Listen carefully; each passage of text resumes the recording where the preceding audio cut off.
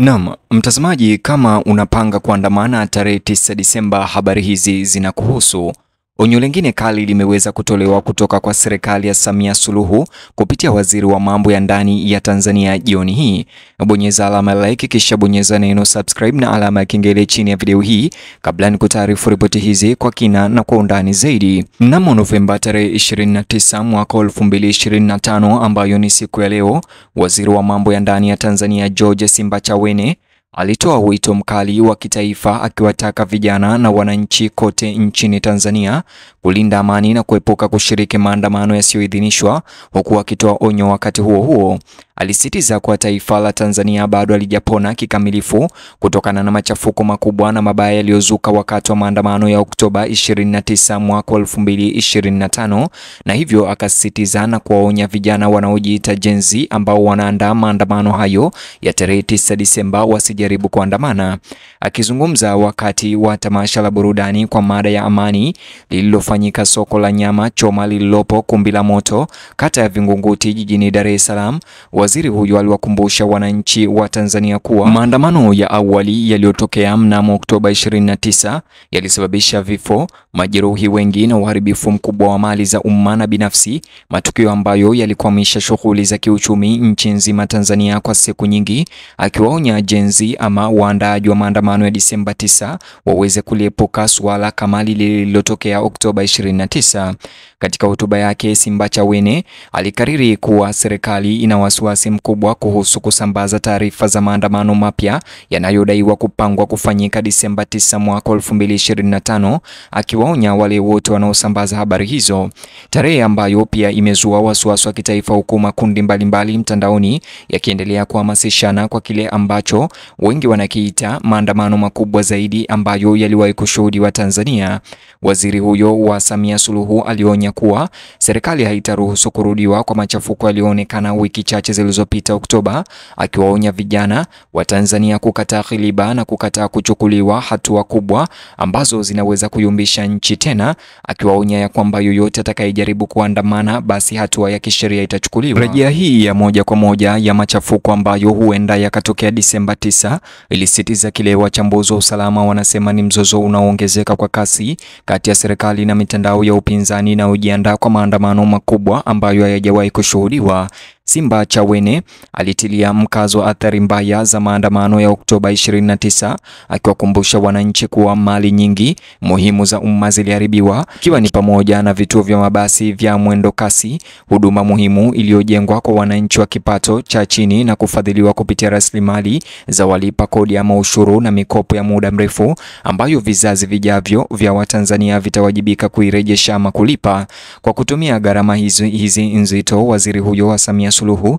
alitaka kushawishi mitazamo ya umma kabla ya maandamano makubwa ya Disemba 9, akisisitiza kuwa bei ya machafuko ni ya juu sana kwa nchi kustahimili kwa mara nyingine. Maafisa walio karibu na wizara hiyo wamependekeza kuwa serikali inatarajia maandamano ya Disemba 9 kuvutia umati mkubwa wa watu kuliko wimbi la awali, na hivyo kuongeza hofu ya machafuko mapya serikalini. Ombi la waziri huyo pia liligusia sifa ya muda mrefu ya Tanzania kama moja ya mataifa yenye utulivu barani Afrika, sifa ambayo alisema sasa iko hatarini ikiwa raia watakubali kushawishiwa na watu wanaoisukuma nchi kwenye makabiliano makali ya maandamano mnamo Disemba. Waziri huyo wa mambo ya ndani wa serikali ya Samia Suluhu aliwakumbusha wananchi, hasa vijana, kuwa mataifa mengine yameingia kwenye migogoro ya muda mrefu baada ya kuyumbishwa na machafuko yaliyoanza kuwa madogo ya kisiasa, na kubainisha kuwa ni lazima Watanzania wajifunze kutokana na mifano hiyo ili kuepuka kuingizwa kwenye machafuko yasiyo ya lazima.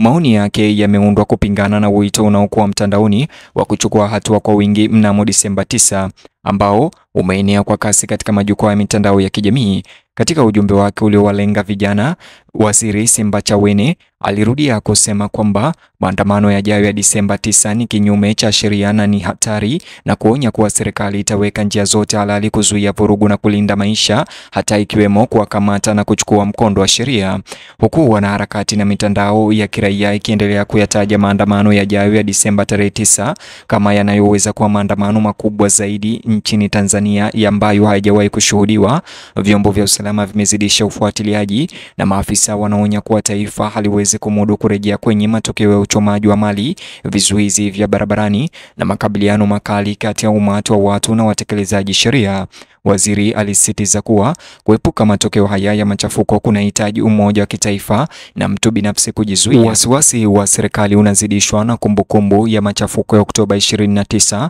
ambayo yalilemaza mifumo ya uchukuzi Tanzania, kutatiza biashara na kusimamisha sekta muhimu kama vile usambazaji wa chakula, afya na elimu. Simba Chawene ambaye ni waziri wa mambo ya ndani wa serikali ya Samia Suluhu aliwakumbusha wananchi kuwa mshtuko wa matukio hayo bado upo, huku familia nyingi zikiwa na majonzi na jamii kuhangaika kujenga upya kilichopotea. Katika muktadha huo, alitoa wito kwa Watanzania kukataa uhamasishaji wowote wa maandamano au machafuko Disemba, akionya kwamba wimbi la pili la machafuko linaweza kuzorotesha kuyumba kwa uchumi wa nchi ya Tanzania na kusababisha majeraha makubwa zaidi kijamii. Akihutubia umati wa watu waliokusanyika Vingunguti huko Dar es Salaam, waziri huyo alieleza kuwa msimamo wa serikali haulengi kukandamiza haki halali, bali ni kuzuia kurudiwa kwa vurugu na machafuko ambazo hazitumiki kwa watendaji wa kisiasa wala raia wa kawaida. Aliteta kuwa amani ya kitaifa lazima itanguliwe kuliko ajenda za mrengo wa kisiasa, akisema kuwa taifa haliwezi kupona ikiwa watu wataendelea kuchochea migawanyiko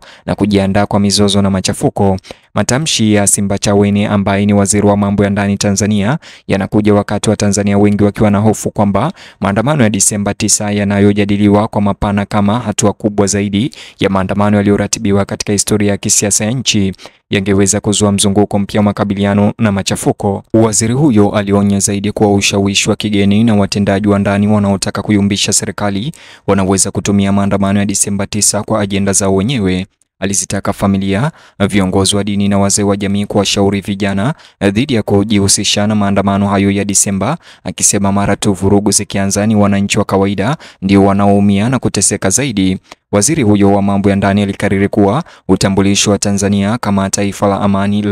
lazima ulindwe, hasa wakati ambapo hali ya wasiwasi imesalia kuwa kubwa na maandalizi ya kuchukua hatua kwa wingi yanaendelea kusambaa mitandaoni. Wakati wa hotuba yake, Simba Chawene pia alizungumzia mojawapo ya majukumu ya muda mrefu ya kibinadamu ya Tanzania, uwepo wa wakimbizi wa Burundi wanaoishi nchini kwa karibu miongo minne. Alirejea mkutano wa hivi majuzi wa pande tatu uliohusisha viongozi kutoka Tanzania, Burundi na shirika la Umoja wa Mataifa la kuhudumia wakimbizi UNHCR ulioitishwa ili kujua mustakabali wa wakimbizi hao. Kulingana na waziri huyo, hadhi yao ya ukimbizi sasa imeisha na wanatarajiwa kurejea nyumbani. Alisisitiza kuwa Tanzania imewakaribisha kwa miaka mingi na wakati umefika wa kuendelea na maisha yao nchini Burundi, mchakato ambao utahimizwa kwa shinikizo la kidiplomasia na ikibidi utekelezaji wa sheria. Mtazamaji, huo ndio ujumbe au onyo la hivi sasa kutoka kwa serikali ya Samia Suluhu kuhusiana na maandamano makubwa yaliyopangwa kufanyika mnamo Disemba tarehe 9.